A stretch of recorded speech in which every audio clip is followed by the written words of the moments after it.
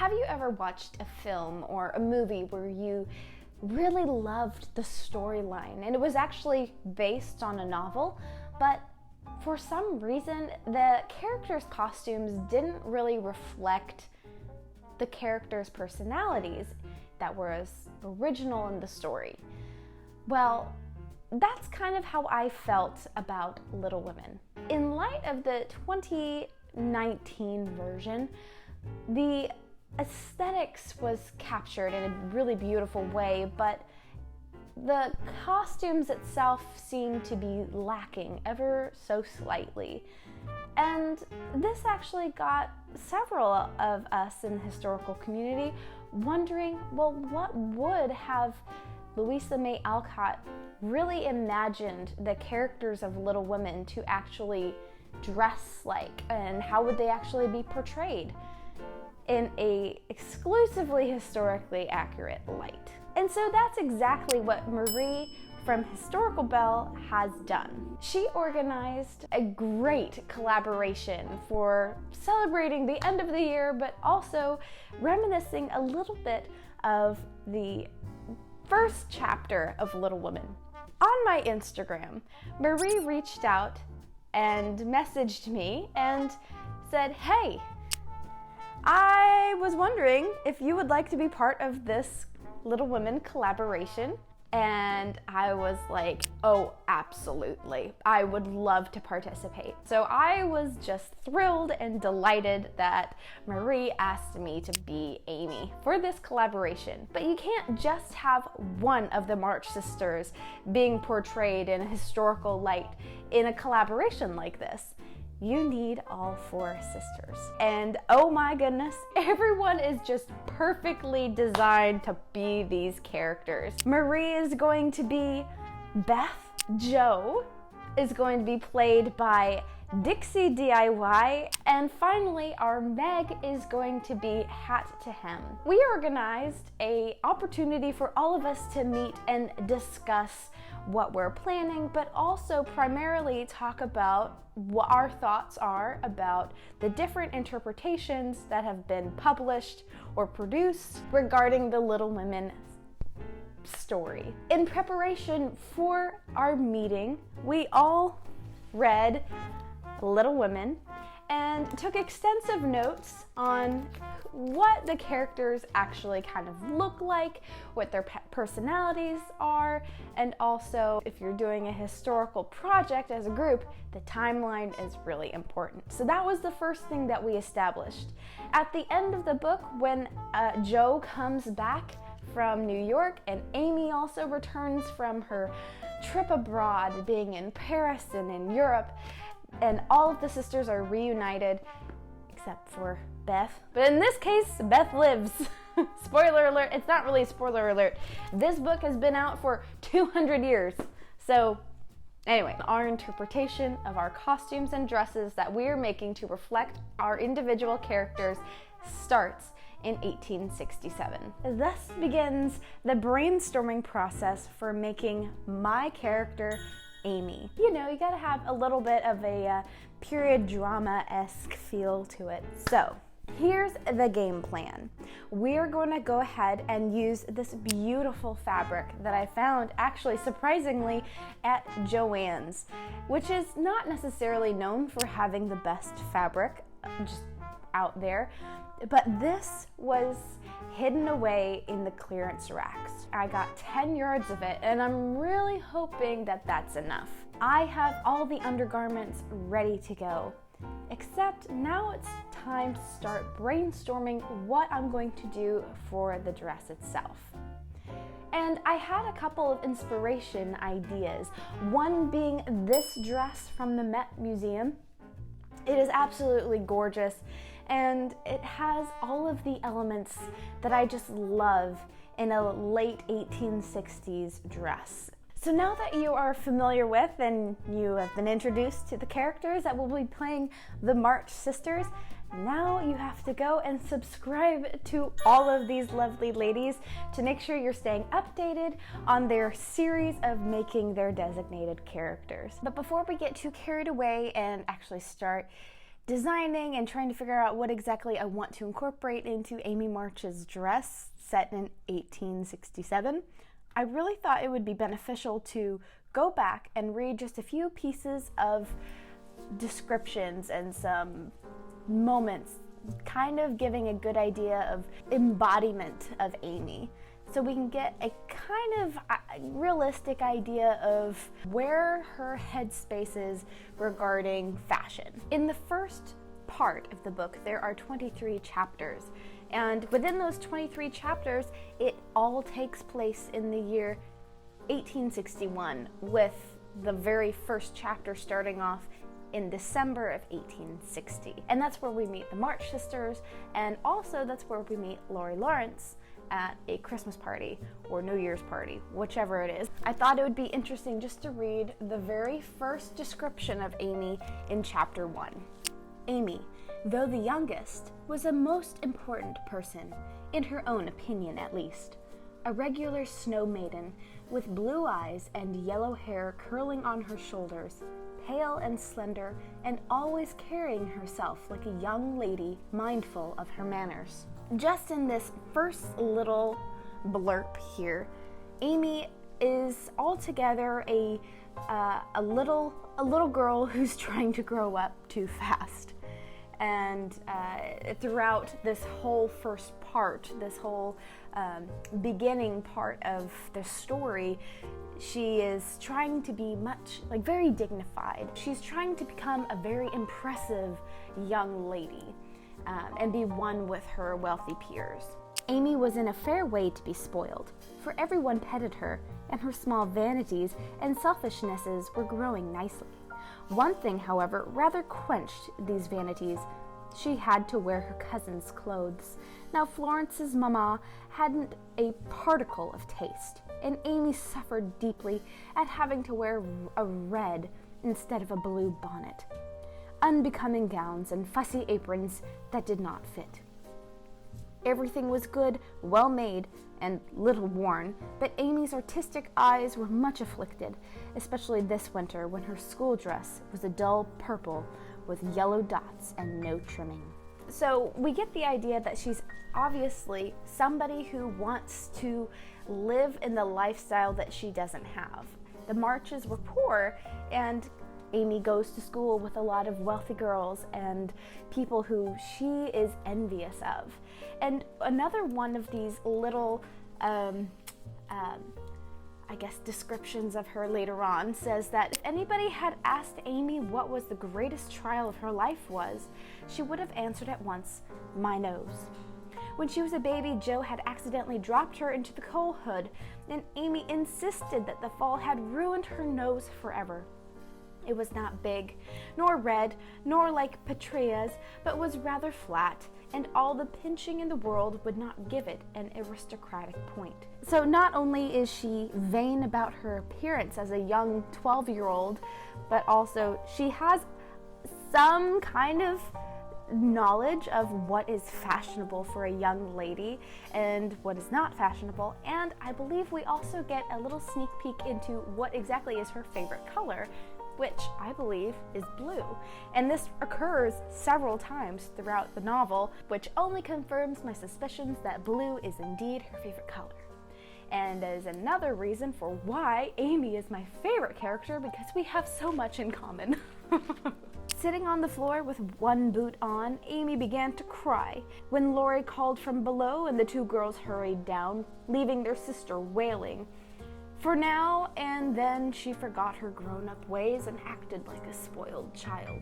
Sometimes I think that we have a tendency to portray these people that are written in books and put them on screen, and of course these people are adults for the most part. They're either in their teens or in their early 20s, and we kind of don't really grasp that this character of Amy in particular is a 12-year-old little girl. But in the second half of the book, in part 2, there is quite a large jump in time, going from 1861 going straight into 1864, opening up with the marriage of Meg. In chapter 2, we get a new description of Amy. Amy is with truth considered the flower of the family, for at 16 she has the air and bearing of a full-grown woman, not beautiful, but possessed of that of an indescribable charm called grace. One saw it in the lines of her figure, and the make and motion of her hands, the flow of her dress, the droop of her hair, unconscious yet harmonious, and as attractive to many as beauty itself. Amy's nose still afflicted her, for it never would grow Grecian. So did her mouth, being too wide and having a decided underlip. These offending features gave character to her whole face, but she never could see it, and consoled herself with her wonderfully fair complexion, keen blue eyes and curls, more golden and abundant than ever. So it's at this point where she has actually become a young woman, and throughout this chapter in particular, Meg's wedding, it's very evident that she does care about her appearance. Still, she's maybe not nearly as vain as she was as a child, but she still is very conscientious of what is considered the epitome of a lady in the 1860s. It's in this part 2 that has actually several chapters dedicated just to Amy and her adventures, and also we get to observe her growing up and becoming a new young woman. Money, position, fashionable accomplishments, and elegant manners were most desirable things in her eyes, and she liked to associate with those who possessed them, often mistaking the false for the true and admiring what was not admirable. Never forgetting that by birth she was a gentlewoman. She cultivated her aristocratic tastes and feelings so that when the opportunity came, she might be ready to take her place from which poverty now excluded her. By the time Amy ends up finally traveling to Europe with her aunt and her cousin Flo, she describes in a letter to the family, and to Marmee in particular, that she was able to purchase new clothes for this journey, and that she also purposefully didn't pack a few of her things so that she could get new clothing.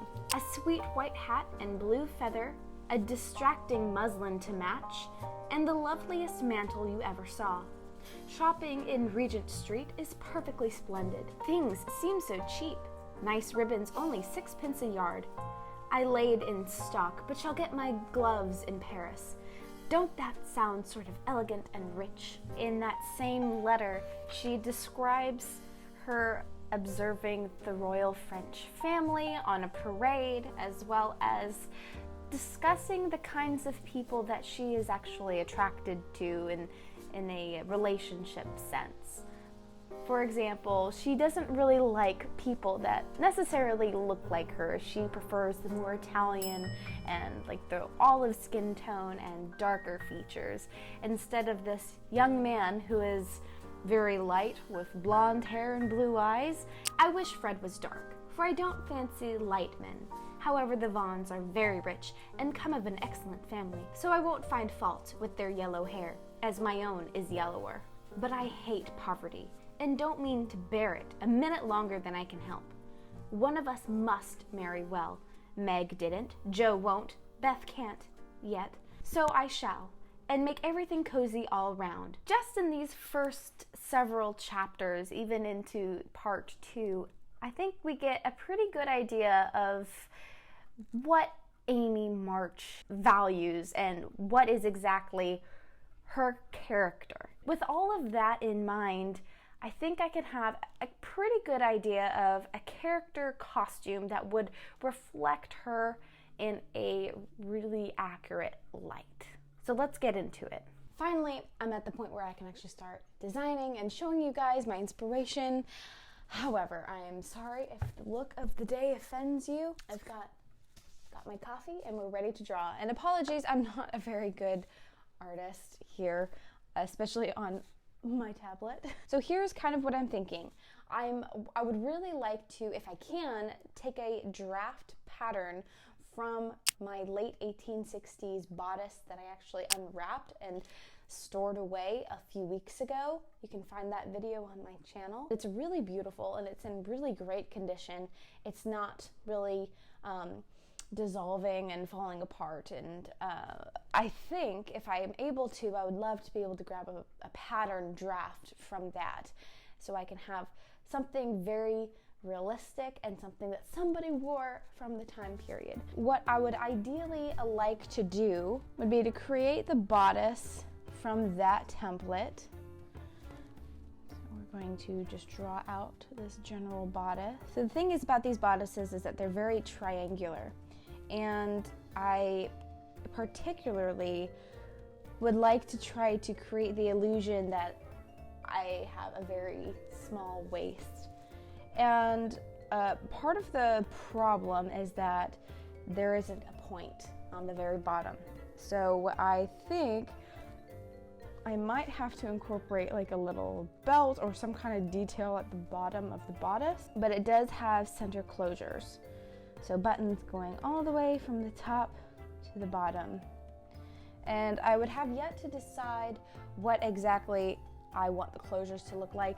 So for example, if I want to have double buttons on either side or just the singular button.